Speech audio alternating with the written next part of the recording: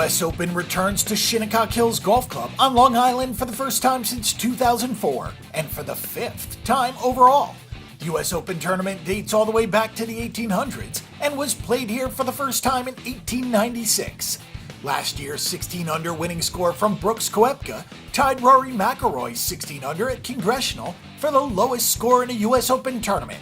But don't expect to see scores like that this weekend at Shinnecock Hills.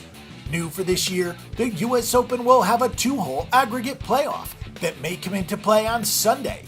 Previously, the U.S. Open used to have a Monday 18-hole playoff. Fox owns the rights to the U.S. Open, so coverage will be on Fox Sports 1 and Fox throughout the weekend. If nothing else, the U.S. Open at Shinnecock Hills could really help out players for the Open coming up next month, as the course can deal with some significant wind issues and has a lot of characteristics that mirror links courses across the Atlantic. The greens are unforgiving, the fescue is extremely thick, and blind bunkers dot the edges of the hilly fairways. This is a 7,440-yard par 70, so don't expect a lot of low scores. While we could do better than the 4-under winning score in 2004, something in the 6-under to 8-under range seems doable. The list of winners in the U.S. Open since 2011 is Brooks Koepka, Dustin Johnson, Jordan Spieth, Martin Kaymer, Justin Rose, Webb Simpson, and Rory McIlroy. So there have not been a whole lot of surprises. With the rotating venues for the U.S. Open, past tournament data is largely useless unless you have strong convictions about how players fare in really strong fields. Dustin Johnson, last week's winner in the FedEx St. Jude Classic, is the favorite this week at odds of plus 825. DJ won the 2016 U.S. Open by 3 shots at Oakmont Country Club outside Pittsburgh with a 4-under. These courses are always a challenge for the U.S. Open, but 4 of the last 5 winners have been at least 2 shots clear of second place. Dustin Johnson shot 67, 63, 65, 66, and showed consistency that we haven't seen from him since the WGC Mexico event. Johnson has the length to shorten this course, and we know that he plays well in these premier events on tough courses. Johnson is a deserving favorite, but there is not a ton of betting value on him. With a lot of similarities to courses in Scotland and England, Rory McIlroy at odds of plus 1325 might be the pick of the proverbial litter at the top of the board.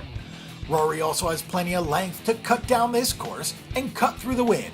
He had a nice 3 last months with a win at the Arnold Palmer, a 2nd at the BMW PGA Championship, and an 8th in his last event at Muirfield Village for the Memorial. Rory was peppering fairways and greens at Jack Nicklaus's course, which should carry over to Shinnecock, and among the low prices, he's the way to go. Justin Rose and Justin Thomas are both at plus 1,400. Justin Rose hit a ton of fairways at Muirfield Village as well, en route to finishing 6th.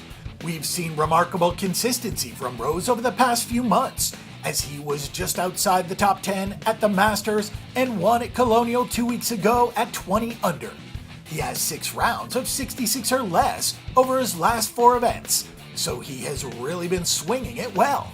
Justin Thomas scored his first top 10 in a while at the Memorial. He was 9th last year at Erin Hills and won the PGA Championship. He's a threat to win anywhere, but this course does have a lot of links elements, and he's T-minus 53 and MC at the Open Championship the last 2 years. Justin Rose, however, is our preferred pick between the two.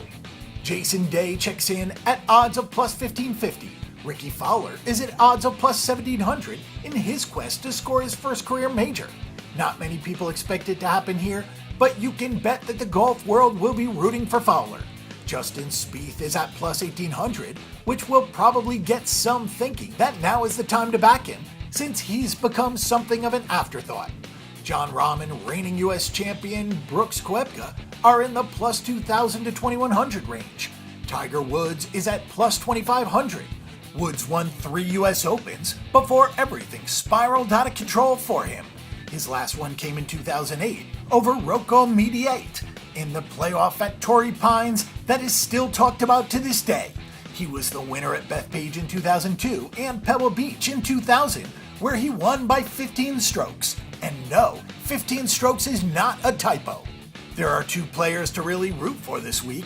The first is Phil Mickelson at odds of plus 2,800, as lefty is only missing a U.S. Open title to complete the career Grand Slam. Rory McIlroy is missing the Masters, and Jordan Spieth is missing the PGA Championship among active players. Mickelson has been a runner-up 6 times at the U.S. Open. He has not won a major since 2013, and only has 2 since 2006, but he's been one of the best putters on tour this season. The other player is Adam Scott at odds of plus 5,500. Scott is in a major field for the 68th consecutive time after punching his ticket in a qualifier last week. Certainly the Open Championship would be a nice spot for him to win, but he'll gladly also take this one. He actually played really well at the Players' Championship, where he finished 11th. If you want some other long shots, Mark Leishman fits the profile here, also at odds of plus 5,500. He's one of the better putters on tour this season and has the length to shorten this course. If you really want a long shot, guys like Matthew Fitzpatrick and Tyrell Hatton should be set up nicely for a course like this, and those guys are at odds of 125 to 1.